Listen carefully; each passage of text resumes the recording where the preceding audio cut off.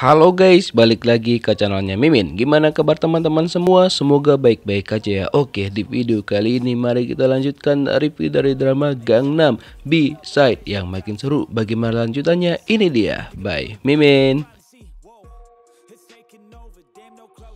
Sesampainya Yoon Gil-ho di sana, dia langsung pergi menyelamatkan Kang Dong-woo yang lagi disekap oleh Kei dan juga rekan-rekannya. Sebenarnya Gil-ho dan juga Kei itu sudah saling kenal satu sama lain. Jadi kejadian yang membuat mereka itu berantem sekitar 7 tahun yang lalu, ada sesuatu hal yang membuat Gil-ho itu emosi jiwa kepada Kei, sehingga mereka berdua berduel. Hingga saat itulah mereka tidak pernah akrab lagi hingga sekarang. Bahkan saat ini mereka bakal menyelesaikan masalah mereka sekitar 7 tahun yang lalu. Tapi pada saat itu polisi datang sehingga mereka harus menunda duel mereka. Lalu Gil-ho langsung ngebawa Dong-woo untuk pergi ke tempat yang aman dan langsung pergi meninggalkannya setelahnya. Kemudian Dong-woo pergi menghampirin salah satu gadis yang sering dia antar jemput biasanya. Nah, dia bertanya sama gadis ini di mana keberadaan dari Choi Soo-in sekarang. Lalu dia kasih nomor handphonenya dan diteleponlah sama Dong-woo dan dia bertanya sama Soo-in di mana dia sembunyikan anaknya. Namun Soo-in mengatakan bahwa dia tidak tahu apa-apa dan dia juga tidak mau ikut campur dengan urusan tersebut karena itu urusan keluarganya Dong-woo. Terus si gadis yang di sana menyampaikan sama Dong-woo kayaknya dia pernah melihat sosok Kei dan dia juga kasih tahu lokasinya. Cuma itu dia nggak tahu pasti karena waktu itu kan dia lagi ngefly banget, dia hanya ingat samar-samar saja. Lalu dia kasih alamat itu kepada Kang Dong-woo. Terus kan Choi Soo-in yang penasaran kenapa tiba-tiba aja Yeso itu datang ke situ dan juga bergabung sama dia. Dia tanyalah alasan Yeso dan kalau misalkan Yeso berbohong, dia suruh Yeso pulang aja kembali ke ayahnya. Tapi Yeso nggak mau, dia bilang bahwa dia bakal melakukan balas dendam kepada orang-orang yang sudah membuat Jae-hee menjadi seperti itu. Lalu dia juga menunjukkan kepada Soo-in video yang sudah direkam Jae-hee bersama dengan Jung-hwa pada hari itu. Karena video itu penting banget, makanya Jae-hee memberikannya kepada Yeso untuk disimpan dulu dan diberikan sama ayahnya. Nah, ketika Soo-in melihat isi video itu, akhirnya dia tahu apa alasan dari Jae-hee itu dikejar-kejar sama orang-orang itu. Makanya Yeso bilang gimana pun ceritanya dia bakal membalaskan dendam Jae-hee yang sudah dibuat seperti itu oleh manusia-manusia yang tidak bertanggung jawab. Nah, sementara itu Kang Dong-woo akhirnya pergi ke lokasi yang disampaikan sama si gadis tadi. Ternyata itu adalah klub Hyena yang sudah tutup beberapa waktu yang lalu, dan di sana ternyata dia bertemu juga dengan Yoon Gil-ho. Mereka itu kan memiliki tujuan yang sama. Nah, lalu mereka merasakan ada pergerakan orang lain selain mereka di situ. Lalu mereka ceklah siapakah orang selain mereka di sana. Nah, mereka masuk ke ruangan ini dan ternyata orang tersebut adalah si Saike. Saike langsung melakukan penyerangan kepada Kang Dong-woo, tapi untung aja yang kena tangannya. Kalau misalkan kena kepalanya, bisa-bisa dia langsung meninggoy di sana.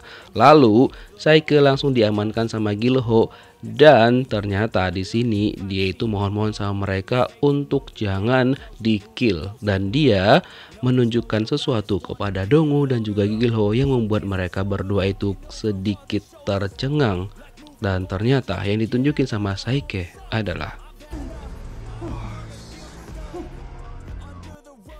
kumpulan narkoba yang banyak banget yang sudah siap untuk dia distribusikan. Mereka langsung mengamankan Saike dan meminta dia untuk menghubungi Kei karena tujuan mereka adalah harus bertemu dengan Kei. Sedangkan posisi Kei sekarang dia pergi ke tempatnya Soo-in untuk ngecek keadaan dan dia lihat para gadis-gadis itu apakah masih nurut semua ataupun tidak. Setelah dia cek ternyata memang tidak ada yang mencurigakan sama seperti yang dibilang sama Soo-in. Cuma dia peringatkan sama Soo-in kalau misalkan Soo-in macam-macam dia bakal menghabisi Soo-in. Setelah itulah dia mendapatkan telepon dari Saike dan mengatakan bahwa Dong-woo dan juga Gil-ho ada di klub Hyena. Sekarang dia juga melakukan pengancaman sama dia dan bakal menghancurkan narkoba-narkoba yang bakal mereka distribusikan. Nah, setelah itu kan Dong-woo dan juga Gil-ho tidak langsung membebaskan Saike gitu aja. Jadi mereka tetap mengamankan Saike. Dan setelah dicek lagi sama Dongu, ternyata mereka itu udah direkam di sana dan ada kamera tersembunyi. Jadi mereka itu udah dipantau juga sama Kay.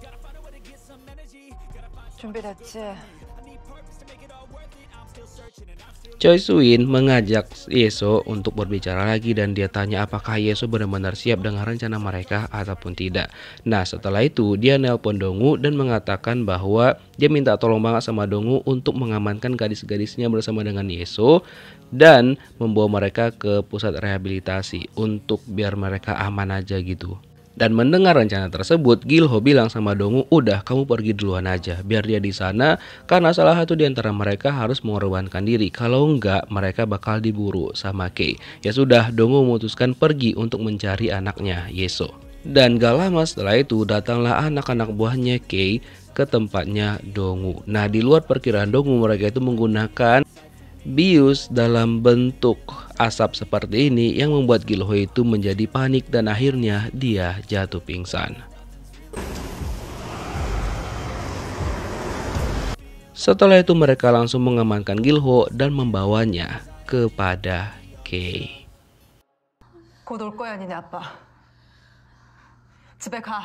Suin menyuruh Yeso untuk segera pulangkan ayahnya dalam perjalanan ke sana dan membatalkan kegiatan dari gadis-gadisnya. Tapi setelah itu, di luar dugaan Suin, ternyata Kay tahu rencananya dia. Akhirnya Suin langsung diamankan sama Kay dan karena Suin sudah dituduh berkhianat sama dia dan sudah terbukti juga, akhirnya Suin itu di-kill sama Kay. Walaupun Suin sudah mengamankan HP-nya dan tidak ada satupun file di HP-nya dia.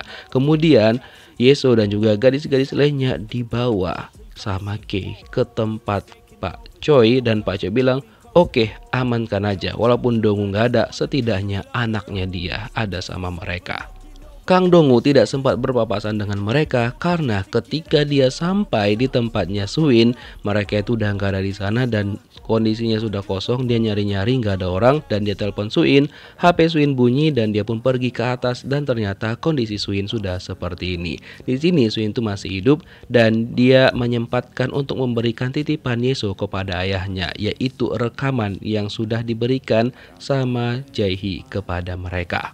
Dan kondisi Suin pada saat itu sudah sekarat banget dan kemungkinan dia itu meninggoy. Yang penting dia sudah menyampaikan pesan dari Yeso untuk diberikan video itu sama ayahnya. Dan ketika dicek sama Dongu, akhirnya isi video itu terungkap juga. Jadi pada waktu itu Jae-hee memang ngerekam kejadian di sana. Jadi pada saat itu kan pejabat-pejabat sama Pak Choi lagi berkumpul untuk membicarakan rencana mereka.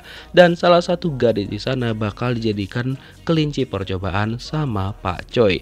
Dan mereka suntikanlah narkoba tersebut kepada cewek itu dan mereka juga memberikan penawarnya. Nah ternyata pada saat itu memang semuanya baik-baik aja dan mereka merasa bahwa rencana mereka ini bakal berhasil. Nah semuanya direkam sama Jae-hee. Nah setelah itu rekaman itu dikasih tahu sama Dongu sama rekannya untuk dianalisis.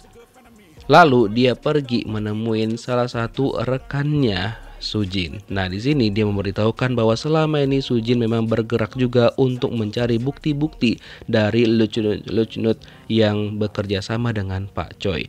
Lalu dia bertanya di mana keberadaan Sujin dan dia nelpon Sujin dan mereka bakal bekerja sama lagi. Jadi di sini dia minta tolong sama Sujin kan anaknya dibawa ke tempatnya Pak Choi. Dia minta sama Sujin untuk mengamankan anaknya dulu. Setelah itu dia pergi ke sana. Nah Sujin akhirnya pergi ke tempat Pak Choi dan ketika dia masuk ke sana semuanya sudah hadir termasuk pejabat-pejabat lain. Dan yang membuat Sujin terkejut banget adalah ada kehadiran seseorang yang ditunggu-tunggu juga sama Pak Choi yang ternyata itu adalah Tak Suil yang harusnya kan dia itu sudah dipenjara tapi bebas gitu aja. Dan Sujin nanya dong sama Pak Choi, ini apa-apaan nih gitu. Pak Choi bilang, iya kamu tahu sendirilah kan kamu bilang mau ikut keseluruhan rencana dan itu adalah bagian dari rencana mereka. Dibuat seakan-akan ditangkap tapi ternyata dibebaskan. Ya sudah, Sujin gak mau ambil pusing dan dia memberikan kontrak kerja antara Pak Choi dengan orang-orang itu dan mereka membacanya terlebih dahulu. Dan setelah itu Pak Choi memiliki sebuah rencana, dia bakal memberikan 10 kali dosis lebih banyak narkoboy yang bakal disuntikan sama gadis-gadis yang mereka bawa. Dan kata dia penawar yang sudah dia siapkan itu benar-benar ampuh, dan ketika mereka coba, iya, perempuan itu langsung nge-fly dan mereka bakal memberikan dosis penawarnya. Tapi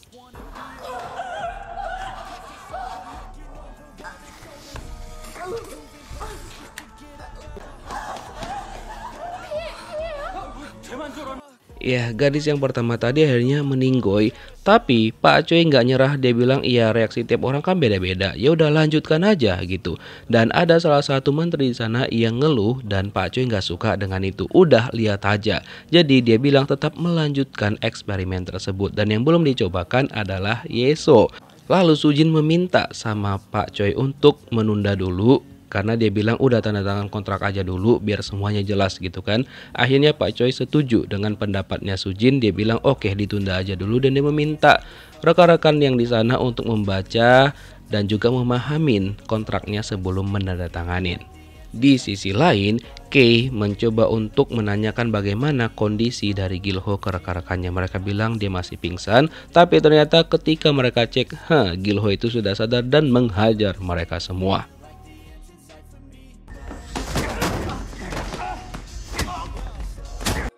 Lalu dia mengabarkan sama Donggu bahwa dia itu sudah sampai di sebuah perusahaan farmasi, yang ternyata Donggu juga kebetulan sudah sampai di sana. Tapi anak-anak buah dari Kei itu banyak banget sehingga mereka berdua cukup kewalahan.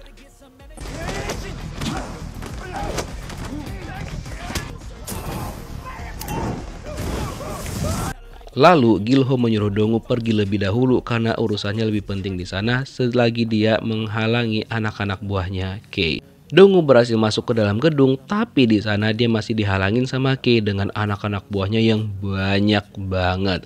Lalu dia menunjukkan bahwa dia memiliki video yang direkam sama Jae-hee. Sementara itu Tak-suil nggak setuju dengan kontrak yang sudah dibuat sama Pak Choi karena keuntungannya 51% sama Pak Choi, sedangkan 49% lagi dibagi-bagi sama mereka semua. Mereka nggak senang dong karena itu kecil banget. Jadi Pak Tak ini bilang bahwa ini nggak adil banget dong. Dan tiba-tiba mereka juga dikabarkan bahwa Donggu ada di tempat itu dan memiliki video yang direkam sama Jae-hee, dan mereka makin protes sama Pak Choi karena kan mereka nggak tahu bahwa video itu ada sama Donggu, dan dikirimlah sama Donggu ke mereka semua video tersebut dan mereka langsung ketar-ketir. Sementara itu Donggu mencoba untuk pergi ke atas agar dia bisa bertemu dengan anaknya. Nah, semua menteri-menteri termasuk Tak-suil itu panik banget karena video itu kan menunjukkan wajah mereka dengan sangat-sangat jelas. Nah, Pak Choi dengan santainya bilang, loh kalian semua kan udah pada tahu, jadi ya apa, tanda tanganin aja tuh kontraknya. Tapi mereka nggak mau, termasuk Tak-suil. Tak-suil yang paling vokal di sini, dan dia mengancam bahwa produk dari Pak Choi nggak akan diluncurkan. Karena Suil itu ngeyel, akhirnya ya dia di-kill sama Pak Choi.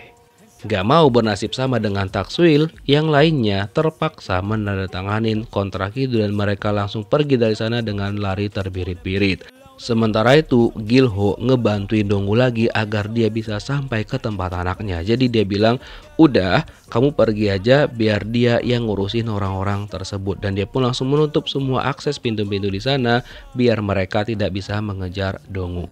Walaupun sebenarnya Donggu pengen banget ngebantuin Gilho, Gilho bilang semuanya bakal aman, dia yang bakal menanganin di daerah itu. Intinya dia pergi aja untuk menyelamatkan anaknya, Yeso. Nah, sekarang Gilho bakal berhadapan dengan Kei, dan inilah yang terjadi.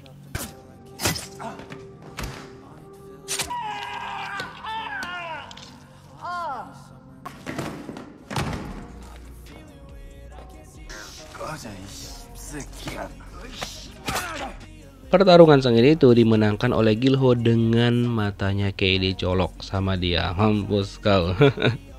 Nah, sementara itu kan Pak Choi nyuruh Yeso untuk masuk ke ruangan tempat dia berada. Yeso masuk dan dia disuruh melayanin Pak Choi. Dan Pak Choi nanya nih sama Yeso, siapa nama dia? Yeso berbohong, dia bilang namanya Jenny. menjelaskan ternyata dia nggak tahu kalau Pak Choi itu tahu identitasnya, namanya adalah Yeso, dan Jenny itu udah meninggoy. Lalu Yeso mencoba untuk menyerang Pak Choi tapi gagal total, dan hal itu membuat Pak Choi marah besar hingga dia melakukan ini kepada Yeso.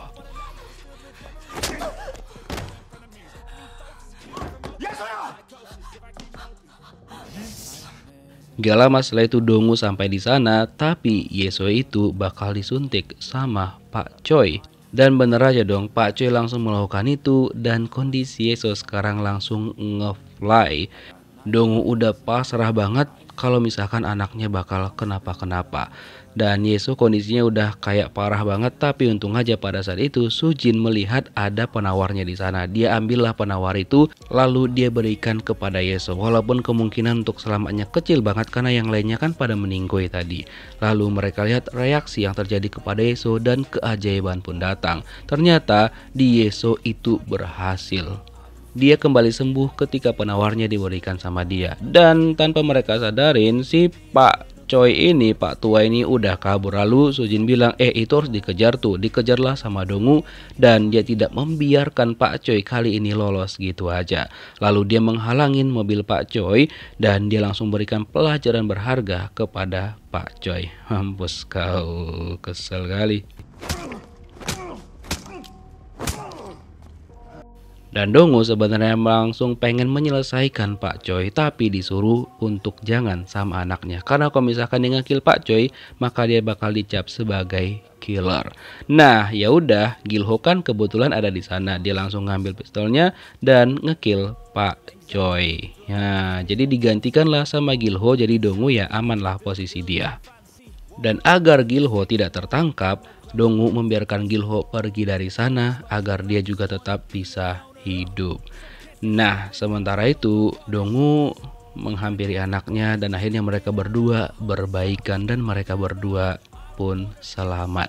Nah, beberapa hari setelahnya Dongu bersama dengan Yeso pergi ke sebuah pemakaman. Di sana adalah tempat Junghwa dan juga Jae-hee dimakamkan.